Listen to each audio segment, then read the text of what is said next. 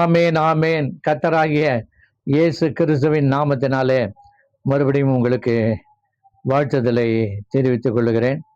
இரண்டாவதாக ஒரு செய்தி, ஐஸ்வர்யமும் கனமும் உம்மால் வருகிறது. 1 நாளாகவும் 29:12 தாவீது சொல்லுகிறார், ஐஸ்வர்யமும் கனமும் உம்மாலே வருகிறது. ஆக இந்த உலகத்துல நிறைய பேர் ஐஸ்வர்ய சம்பனராக இருக்கிறாங்க, நிறைய பேர் ஏழைகள் தரித்திரர்களா இருக்காங்க, நடுநிலை குடும்பம் நிறைய பேர் இருக்கிறாங்க, பணமும் இல்லை, பொருளாதாரமும் இல்லாம வேலை இல்லாம தவிக்கிற மக்கள் நிறைய பேர் இருக்காங்க. ஆனா ஐஸ்வர்யம் கர்த்தர் தருகிறார். ஐஸ்வர்யம் கனமும் உம்மால் வருகிறது என்று தாவீது சொல்கிறார். அது உண்மைதான். ஐஸ்வர்யம் என்று சொன்ன உடனே நமக்கு என்ன ஞாபகம் வரும்? பணம் தான். நிறைய கரன்சி நோட்டுகள் நல்ல கத்தையா நமக்கு நிறைய சேரணும், பணம் நிறைய வேணும், அதான் நிறைய பேர் விரும்புகிறாங்க. ஆனால் ஐஸ்வர்யம், வேதாகமத்தில் எழுதப்பட்ட ஐஸ்வர்யம், அதில் ஒன்று தான் இந்த உலக செல்வம். இதுக்கு மேலே ஏறக்குறைய ஒரு 5 ஐஸ்வர்யம் இருக்கு. அந்த 5 ஐஸ்வர்யத்தை நம்ம பெற்றுக்கொள்ளணும். அந்த 5 ஐஸ்வர்யத்தை தான் இப்பொழுது உங்களுக்கு நான் இந்த தேவ செய்தி மூலமாக சொல்ல போகிறேன். கர்த்தருக்கு மகிமை உண்டாவதாக ஸ்தோத்திரம். ஆகவே ரோமர் 10:12 தம்மை தொழுது கொள்ளுகிற யாவருக்கும் கர்த்தர் ஐஸ்வர்ய சம்பனராய் இருக்கிறார் என்று வேதம் எழுதியிருக்கிறது. தம்மை தொழுது கொள்ளுகிற யாவருக்கும் அவர் ஐஸ்வர்ய சம்பனராய் இருக்கிறார். அப்போ ஐஸ்வர்யம் வேண்டுமா? முதலாவது எப்படி ஐஸ்வர்யம் பெற்றுக்கொள்ளலாம்? எந்த ஐஸ்வர்யம் நமக்கு முதல்ல கொடுக்கிறாரு அதை நாம் பார்க்கணும். எபேசியர் 1:7 முதலாவது, அவருடைய கிருபையின் ஐஸ்வர்யத்தின்படியே இவருடைய இரத்தத்தினாலே பாவ மன்னிப்பு ஆகிய மீட்பு நமக்கு உண்டாயிருக்கிறது. அப்ப கிருபையின் ஐஸ்வர்யம் முதலாவது கர்த்தர் நமக்கு கொடுத்த ஐஸ்வர்யம், கிருபையின் ஐஸ்வர்யம். அது இயேசுவின் இரத்தத்தினால உண்டான பாவம் மன்னிப்பிலிருந்து உண்டாகிறதான ஆசீர்வாதங்கள். ஆகவே முதல் ஐஸ்வர்யம் அதுதான், கிருபையின் ஐஸ்வர்யம். இயேசுவின் இரத்தத்தினால என்னென்ன ஐஸ்வர்யம் கிடைக்குது, என்னென்ன நன்மைகள் ஆசீர்வாதங்கள்லாம் கிடைக்குதோ அதெல்லாம் கிருபையின் ஐஸ்வர்யம். ஒருவன் எவ்வளோ பணக்காரனா இருந்தாலும் செல்வந்தனா இருந்தாலும் இயேசு அவனுக்குள்ள வராவிட்டால் அவனுடைய பணம், செல்வம், ஐஸ்வர்யம் ஒன்றும் ஒரு காலம் பிரயோஜனம் கிடையாது. பார்த்தீங்கன்னா, மனிதன் உலகம் முழுவதையும் ஆதாயப்படுத்தி கொண்டாலும் தன் ஜீவனை நஷ்டப்படுத்தினால் லாபம் என்ன? ஒன்றும் கிடையாது. அதனால முதல்ல இயேசுவின் ரத்தத்தினால ஒரு மீட்பு, அது ஒரு ஐஸ்வர்யம். பாவம் மன்னிப்பு ஆகிய மீட்பு. ஆண்டவர் இயேசு கிறிஸ்துவ சொந்த ரட்சகராக ஏற்றுக்கொள். இயேசு, நீ எனக்காக சிலுவையில் மரித்து ரத்தம் சிந்தினீர், ஜீவனை கொடுத்தீர். ஆண்டவரே, எனக்காக நீங்க உயிரோடு இருந்தீங்க, இந்த உலகத்தில் இன்னும் ஜீவிக்கிறீங்க.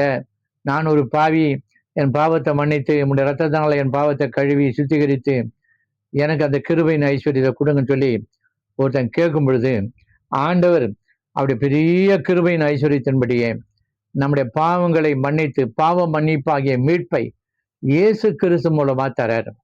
உலகத்துல எந்த தெய்வமும் தர முடியாத ஒரு மீட்பு இயேசு கிறிஸ்து மூலமா தான் நமக்கு கிடைக்குது. அதுதான் கிருபையின் ஐஸ்வர்யம், அவருடைய ரத்தத்தினால் உண்டான ஆசீர்வாதம். அப்ப எனக்கு அருமையில இதை கேட்கிற நீங்கெல்லாம் ஐஸ்வர்யம் ஐஸ்வர்யம் சொல்லிக்கிறீங்களே, இந்த ஐஸ்வர்யம் முதலாவது நீங்க பெறணும். அப்புறம் தான் மீதியெல்லாம் ஆண்டு கொடுப்பாரு.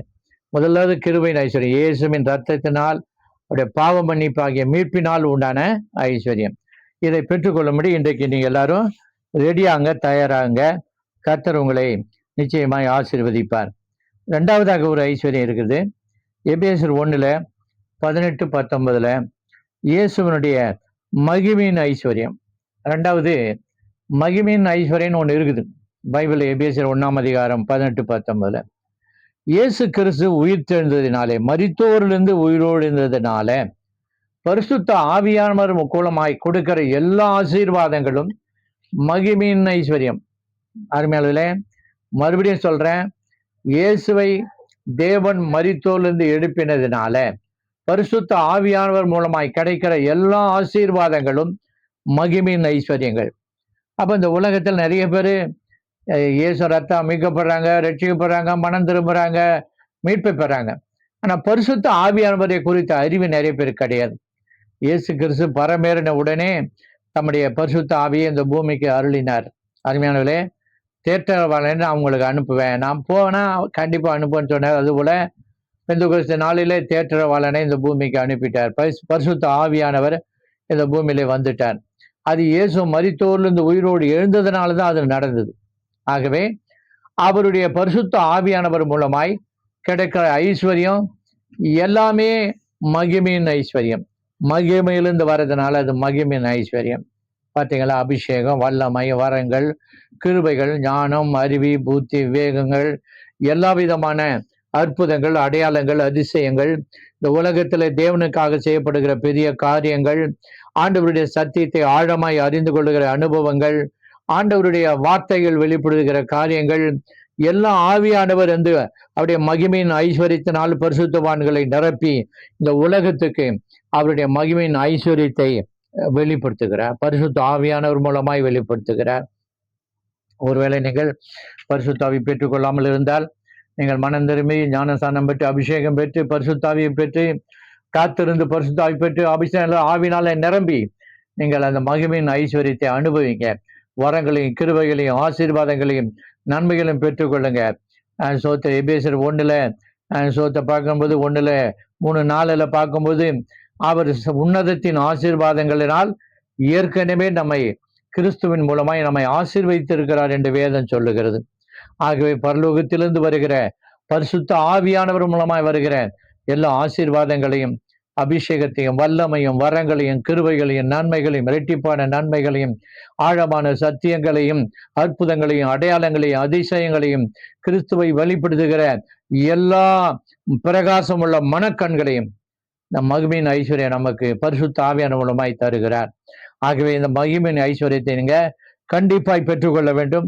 கர்த்தர் உங்களை ஆசீர்வதிப்பாராக. மூன்றாவதாக எபேசியர் 2ஆம் அதிகாரம் 6-7 பார்க்கும் பொழுது அவருடைய கிருபையின் மகா மேன்மையான ஐஸ்வர்யத்தை வருங்காலங்களில் விளங்க பண்ணுவதற்காக அவரோடு கூட நம்மை எழுப்பி அவரோடு கூட நம்மை உன்னதங்களில் உட்கார வைத்திருக்கிறார்.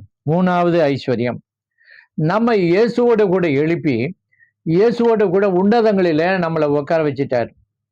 கொலோசியர் 3:3 பார்க்கிற நாம, நீங்கள் அவரோடு மரித்தீர்கள், அவரோடு எழும்பி கிறிஸ்துவுடனே உங்கள் ஜீவன் கிறிஸ்துவுக்குள் தேவன் மறைத்து வைத்திருக்கிறார், மறைந்திருக்கிறது என்று எழுதியிருக்கிறது.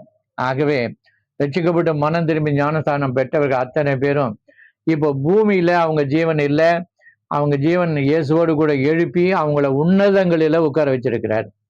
அப்போ உன்னதங்களில உட்கார்ந்து வச்சிருக்கிற தேவன் எதுக்காக உட்கார வச்சிருக்கிறார்னா, வருங்காலங்களில் அவருடைய கிருபையின் மகா மேன்மையான ஐஸ்வர்யத்தை இந்த உலகத்துக்கு மக்களுக்கு வெளிப்படுத்த முடியாது. அல்லேலூயா. இனி வரப்போகிற நாட்களை யாரெல்லாம் ஏற்கனவே பெற்றார்களோ பெறப்போகிறார்களோ அவர்கள் எல்லாரும் அந்த உன்னதத்தில் இருக்கிற மகிமையான கிருபையின் மகா மேன்மையான ஐஸ்வர்யத்தை பெற்றுக்கொள்ள வேண்டும், அதை விளங்க பண்ண வேண்டும் என்பதற்காக தான் நம்மை அவரோடு கூட எழுப்பி அவரோடு கூட நம்மை உன்னதங்களிலே உட்கார வைத்திருக்கிறார். எனக்கு அருமையானவர்களே, கிருபையின் மகா மேன்மையான ஐஸ்வர்யம் இப்ப நாம உன்னதங்கள்ல உட்கார வச்சுக்கிறதுனால அது நம்மகிட்டே இருக்குது. நம்மளமாய் பல ஆயிரங்கள் லட்சங்கள் கோடிக்கு அது வெளிப்பட போகிறது. அது தேவனுடைய பெரிதான திட்டத்துக்குள் ரகசியத்துக்குள் அவருடைய சித்தத்துக்குள் இருக்கிறதுனால நீங்க இப்பொழுது அந்த கிருபையின் மகா மேன்மையான ஐஸ்வர்யத்தை பெற்றுக்கொண்டு உலகத்துல இயேசு கிறிஸ்து மூலமாக அந்த ரட்சிப்பை நீங்கள் வெளிப்படுத்த வேண்டும்.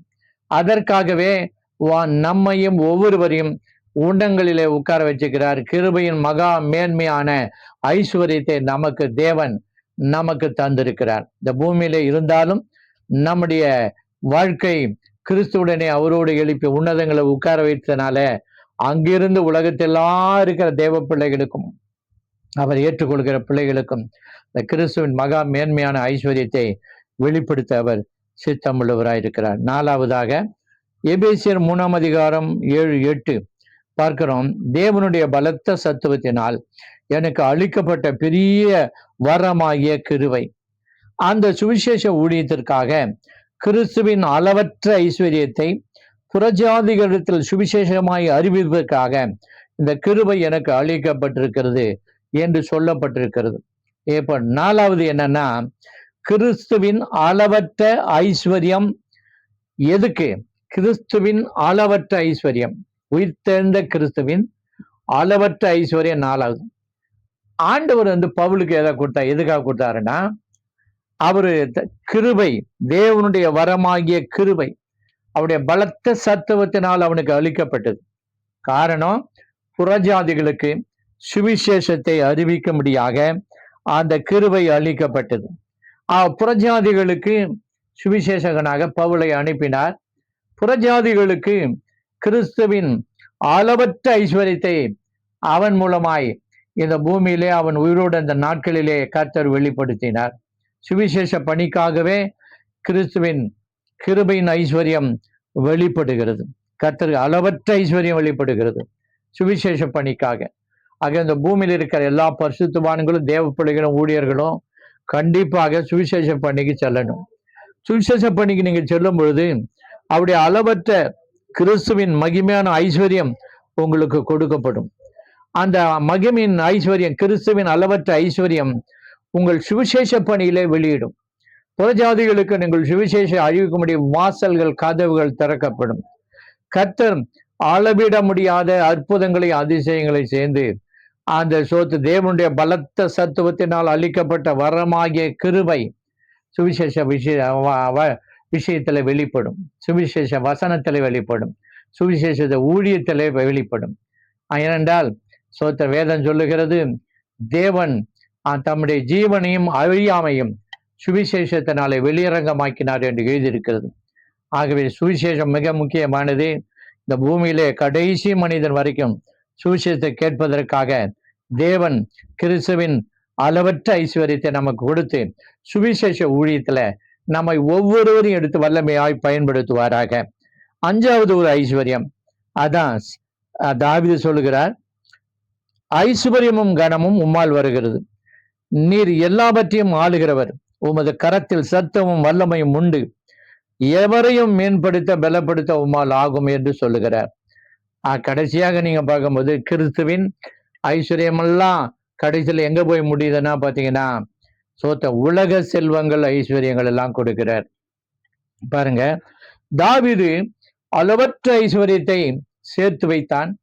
அவனுக்குன்னு வைத்துக் கொள்ளாம தேவனுடைய ஆலயம் கட்டப்படுவதற்காக அவருடைய குமாரனாகிய சாலமோன் தேவனுடைய ஆலயத்தை கட்டி தேவனை மேம்படுத்தும்படியாக அந்த அளவற்ற ஐஸ்வர்யத்தை எல்லாம் கர்த்தருக்கென்று எல்லாவற்றையும் சமர்ப்பித்தான் தாவீது. அவன் சொல்லுகிறான், ஐஸ்வர்யமும் கனமும் உம்மால் வருகிறது. அப்ப நீங்க மேலக்கிற 4 ஐஸ்வர்யத்தையும் பெற்றுக்கொள்ளணும். அடுத்து உலக ஐஸ்வர்யம் வேணும்னா அவருடைய ஊழியத்துக்காக, அவருடைய ஆலயத்துக்காக, அவருடைய சபைக்காக, அவருடைய ஆராதனைக்காக, அவருடைய சித்தத்துக்காக ஐஸ்வர்யத்தை நீங்க பயன்படுத்துவீங்க என்று நீங்கள் தெரிந்தால், நீங்கள் ஒப்பு கொடுத்தால், தேவன் உங்களை ஐஸ்வர்யத்தை உலக ஐஸ்வர்யத்தினால நிரப்புவார். உலக ஐஸ்வர்யம் கொடுத்தா நீங்க என்ன நினைக்கிறீங்க, எனக்கும் மனைவி பிள்ளைகளுக்கு என் குடும்பத்துக்கு தான் அப்படி நினைச்சீங்கன்னா தப்பு. அது அல்லையா சொல்லுங்க. தாவீது அவன் தனக்காக சேர்த்து வைக்கவே இல்லை. சாலமோன் ஆலயத்தை கட்டுவான்னு சொன்னதுனால எல்லாத்தையும் சவதரித்து அத்தனையும் தேவனுடைய ஆலயத்துக்காய் அப்படியே ஊழியத்துக்காக கொடுத்து விட்டு போனார். உங்களுக்கு உலகின் ஐஸ்வர்யங்கள், உலகத்தில் இருக்கிற செல்வம் ஐஸ்வர்யம் வேணும்னா கர்த்தருக்கு நீங்க செலவு பண்ணுவீங்கன்னு தெரிஞ்சாதான் உங்களுக்கு கொடுப்பாரு. கர்த்தருக்காக எல்லாவற்றையும் அர்ப்பணிப்பீங்க தெரிஞ்சாதான் அளவற்ற உலக ஐஸ்வர்யங்களை, செல்வங்களை தருவார். பார்த்தீங்கன்னா, கொடுத்தாங்கன்னா கர்த்தருக்கு நீங்க கொடுப்பீங்க, உங்களுக்கும் உங்க பிள்ளைகளும் செலவு பண்ணுவீங்க, பரிசுத்தவான்களுடைய குறைவுகள் நிறைவாகும், அவருடைய நாமம் மகிமைப்படும், தேவனுடைய ராஜ்யம் கட்டப்படும். கர்த்தருடைய பிள்ளைகளே, ஆக உலக செல்வம் ஐஸ்வர்யம் கேட்கிறவங்க சுயநீதி உடையவர்களாய் சுயநலத்துக்காக அதை பயன்படுத்தக்கூடாது. அவருக்கு கொடுத்தவர் புடுங்கிறதுக்கு ரொம்ப நாள் ஆகாது, ஒரு நிமிஷத்தில் பிடிங்கிட்டு போயிடும். அதனால ஐஸ்வர்யவான்கள்லாம் ஜாக்கிரதையா இருக்கணும். கர்த்தருக்கு ஸ்தோத்திரம். ஐஸ்வர்யவான்கள் நிறைய ஐஸ்வர்யம் உங்களுக்கு கொடுத்துருக்காங்கன்னா நீங்க ஜாக்கிரதையா இருந்து கர்த்தருக்கும் கர்த்தருடைய ஊழியத்துக்கும் அப்படியே ஆலயத்துக்கும் சுவிசேஷ பண்ணி செலவு பண்ணுங்க. உங்களுக்கு ஆயுசு நாட்களை உங்களுக்கும் பிள்ளைகளும் குடும்பத்துக்கும் கூட்டி தருவார். அதோடு உங்களை ஐஸ்வர்யத்தில் நிலைத்திருக்க பண்ணுவார். மேலும் மேலும் ஏற்கனவே சொன்ன 4 ஐஸ்வர்யத்தையும் ஆவிக்குரிய ஐஸ்வர்யத்தை உங்களுக்கு தருவார். இப்போது நான் உங்களுக்கு ஜெபிக்க போகிறேன். இயேசுவின் நாமத்தில் அநேகர் கேட்டுக்கொண்டபடியே அருமையானவர்களே, ஆயிரக்கணக்கான மக்கள் இந்த ஊழியத்தின் மூலமாய் ஆசீர்வதிக்கப்பட்டிருக்கிறார்கள். அநேகர் கேட்டுக்கொண்டபடியே இந்த ஜிபே நம்பரை ஆண்டவர் இந்த வீடியோவில் நான் அனுப்புகிறேன். ஆகவே கர்த்தருடைய விருப்பத்தை நிறைவேற்றுங்கள். கர்த்தர் உங்களை ஆசீர்வதிப்பார். ஜெபிக்கிறேன். ஆண்டவரே, ஒவ்வொரு பிள்ளைகளும் இந்த நாளிலே கிருபையின் ஐஸ்வர்யத்தையும் மகிமையின் ஐஸ்வர்யத்தையும் கிறிஸ்துவின் மகா மேன்மையான ஐஸ்வர்யத்தையும் கிறிஸ்துவின் அளவற்ற ஐஸ்வர்யத்தையும் ஆண்டவர் உலகத்தின் செல்வம் ஐஸ்வர்யம் கர்த்தர் கொடுக்கிற உலகத்தின் செல்வத்தை ஐஸ்வர்யத்தையும் பெற்றுக்கொண்டு கர்த்தருக்காக எல்லாவற்றையும் ஆண்டவர் செலவு செய்யும் நல்ல உலகத்துல பூமியில பரிசுத்தமாய் சமாதானமாய் சந்தோஷமாய் மகிழ்ச்சியாய் கர்த்தருக்குள்ள வாழ்ந்து குறைவில்லாமல் நிறைவாக செழிப்பாக ஆண்டவருக்கென்று எல்லாவற்றையும் பகிர்ந்து கொடுத்து உடைய பிள்ளைகள் தேவ ராஜ்யத்தையும் சுதந்திரித்துக் கொள்ளும்படி இரக்கம் செய்வீராக. ஒவ்வொருவரும் இயேசுவின் நாமத்தில் ஆசீர்வதிக்கிறேன். இயேசுவின் நாமத்தில் பிதாவே, ஆமென்.